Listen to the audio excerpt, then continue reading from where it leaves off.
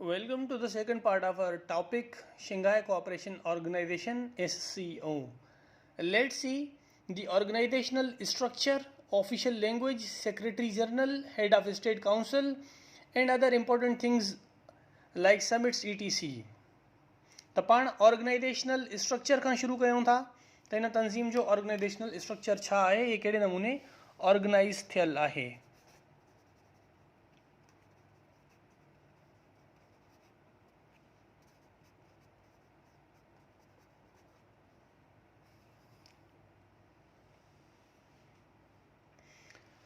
Organisational structure में जेका सभ खां अहम ऐं सभ खां वॾी बॉडी आहे उनखे council of head of state सॾियो वञे थो।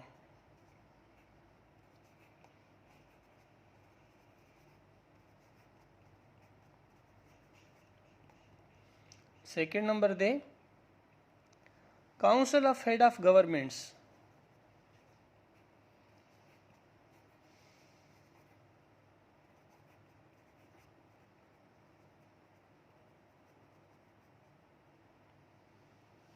हिते हिकिड़ो फ़र्क़ु ॿुधाइणु तमामु ज़रूरी सम्झां पियो त हेड ऑफ स्टेट ऐं हेड ऑफ गवर्नमेंट में कहिड़ो फ़र्क़ु आहे।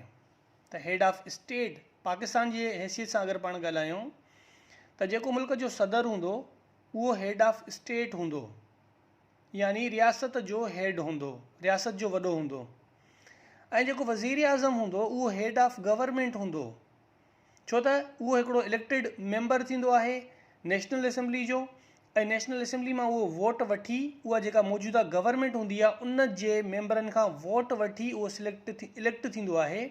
इन करे उनखे हेड ऑफ गवर्नमेंट सॾियो वेंदो आहे। ऐं जेको हेड ऑफ स्टेट हूंदो आहे उहो इज़त एतबार ऐं रुतबे जे लिहाज़ खां हेड ऑफ गवर्नमेंट खां मथे हूंदो आहे, पर जेके बि की डिसीशन्स आहिनि उहे हेड ऑफ गवर्नमेंट वठंदो आहे, यानी वज़ीर आज़म, छो त हू हिकु इलेक्टेड मेंबर थिए थो। इन खां अलावा बि काफ़ी सारा डिफरेंसिस आहिनि, पर उहे पाण कंहिं ॿिए टॉपिक में डिस्कस कंदासीं जेको इन शइ सां रिलेटेड हुजे। हाणे हलूं था अॻिते टें डिपार्टमेंट जे तरफ़ त हिन तंज़ीम जो टियों डिपार्टमेंट कहिड़ो आहे। टियों टीयर, टीं कैटेगरी या टियों लेवल जेको आहे उहो आहे काउंसिल ऑफ फॉरेन मिनिस्टर्स।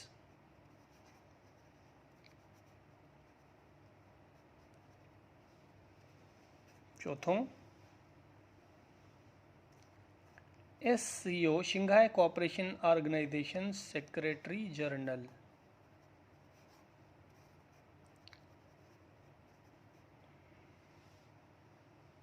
मौजूदा सेक्रेटरी जनरल जो अगरि ज़िक्र कजे त इहो आहे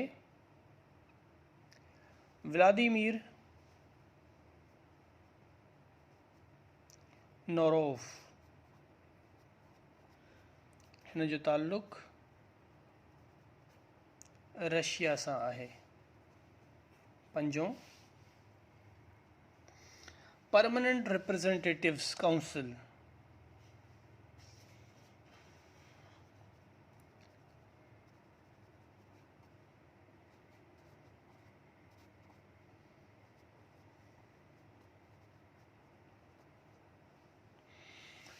हिन काउंसिल में हर मुल्क जा जेके मुस्तक़िल मंदूब हूंदा आहिनि, परमानेंट रिप्रेजेंटेटिव्स हूंदा आहिनि, उहे पंहिंजे पंहिंजे मुल्क जी नुमाइंदगी कंदा आहिनि।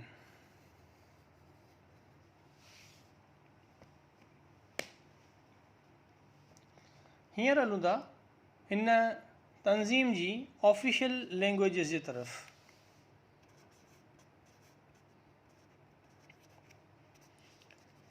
हिन तंज़ीम जूं ॿ ऑफिशियल लैंग्वेजिस आहिनि, हिकु चाइनीज़ ऐं ॿी रशियन।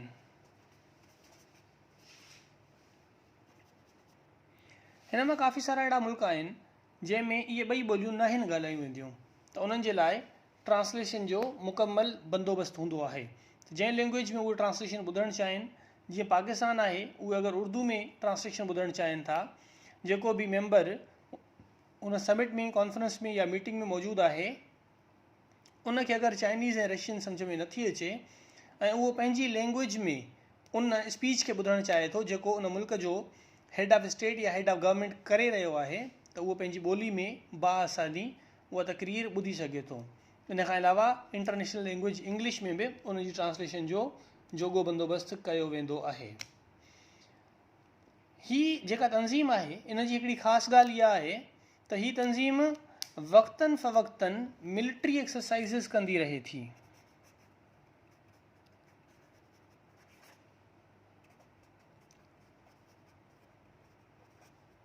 हिन जा जेके डिफरेंट मुल्क आहिनि उहे डिफरेंट कंट्रीज़ में वक़्तनि फ़वक़्तनि मिलिट्री एक्सरसाइज़िस कंदा रहनि था। जीअं पाण ॾिठोसीं त पोएं साल 2020 में रशिया जूं फोर्सिस पाकिस्तान में पाकिस्तानी आर्मी सां जॉइंट एक्सरसाइज़िस करण जे लाइ पाकिस्तान में आयूं। एंटी टेररिस्ट जॉइंट एक्सरसाइज़िस हुयूं उहे, जेकी रशियन कमांडोज़ जेके आहिनि, जेके ख़ुसूसी कमांडोज़ थींदा आहिनि, उहे पाकिस्तान जे कमांडोज़ सां गॾु मिलिट्री एक्सरसाइज़ करणु पाकिस्तान आया हुआ।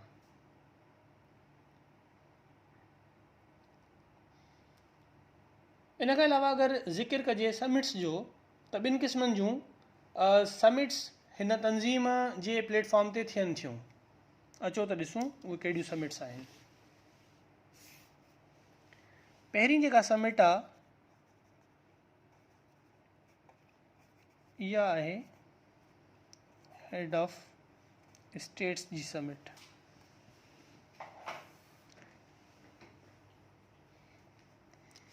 हिन जी जेका फर्स्ट ऐं लास्ट पाण पढ़ंदा आहियूं, हिन जी जेका फर्स्ट समिट थी आहे हेड ऑफ स्टेट्स जी, इहा 14 जून 2001 चाइना जे शहर शंघाई। लास्ट समिट थी आहे 10 नवंबर 2020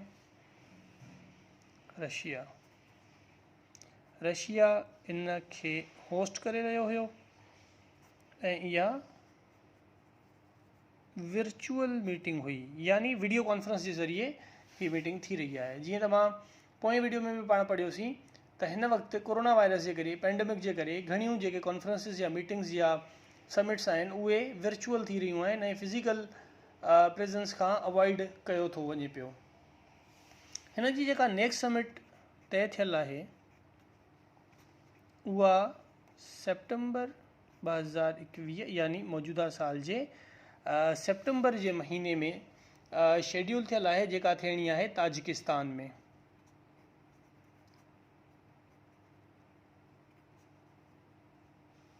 इन खां अलावा 2022 जी मीटिंग बि हिते शेड्यूल थियल आहे। 2022 ही मीटिंग थियणी आहे उज़्बेकिस्तान में।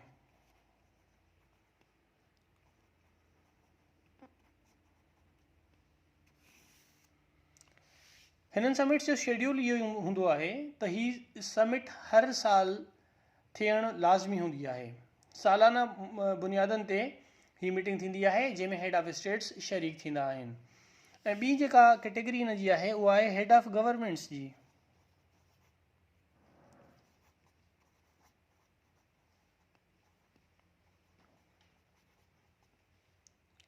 हिन कैटेगरी में हेड ऑफ गवर्नमेंट्स जेके हूंदा आहिनि, जंहिं मुल्कनि में पार्लियामेंट्री निज़ाम आहे, उनजो जेको हेड आहे उनखे हेड ऑफ गवर्नमेंट सॾियो वेंदो आहे। जीअं पाकिस्तान में पार्लियामेंट्री निज़ाम आहे, पर कुझु मुल्क आहिनि जिते प्रेसिडेंशियल फॉर्म ऑफ गवर्नमेंट आहे, जीअं चाइना ऐं रशिया। इन्हनि निज़ामनि में कहिड़ो फ़र्क़ु थींदो आहे त इहो बि अगरि पंहिंजो को ॿियो टॉपिक अहिड़ो आहे जंहिंसां इहे शयूं रिलेटेड हुयूं त उन में ज़िक्र कंदासीं। इन खां अलावा अगरि कोई इन्हनि शयुनि जे बारे में मालूम करण में इंट्रस्टेड आहे त उहो मूंखां पर्सनली इन्हनि शयुनि जे बारे में पुछी सघे थो। त फर्स्ट जेका मीटिंग थी हुई 14 सितंबर, हेड ऑफ गवर्नमेंट्स जी फर्स्ट समिट 14 सितंबर 2001 में कज़ाकिस्तान।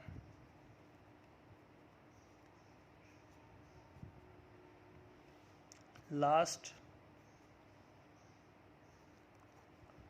30 नवंबर 2020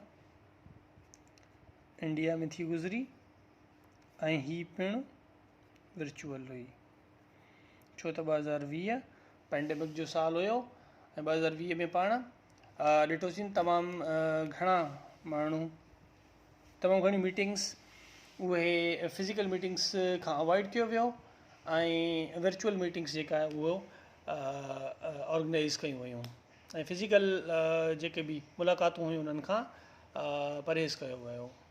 त इहो हुयो असांजो अॼु जो टॉपिक। हिन मां ॾिसूं था कहिड़े क़िस्म जा क्वेश्चन्स MCQs अची सघनि था। इन में अची सघे थो त वेन फर्स्ट 5 members फाउंड SCO, त इन जो जवाबु थींदो इन अप्रैल 1996 एट शंघाई चाइना। या वरी ही क्वेश्चन थी सघे थो वेन SCO फॉर्मली वॉज फाउंड, त इन जो जवाबु थींदो formally SCO was found in 2001। What are the 5 founding members of SCO? First 5 founding members of SCO are China, Russia, Kazakhstan, Kyrgyzstan, Tajikistan. Which of the country joined SCO in 2001? The answer will be Uzbekistan joined SCO in 2001. हिकिड़ो ॿियो सवाल थी सघे थो when Pakistan and India got formal entry as a basic member in the organization or SCO. So the answer will be Pakistan and India were included as basic members of Shanghai Cooperation Organization in June 2017. What are the official languages of SCO? The official languages of SCO are Chinese and Russian. After how long the summit of head of states take place on the platform of SCO? It takes place every year.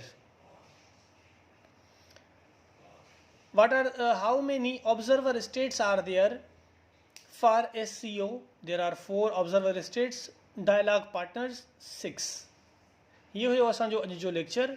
इन खां अलावा कोई बि question आहे तव्हां पुछी सघो था।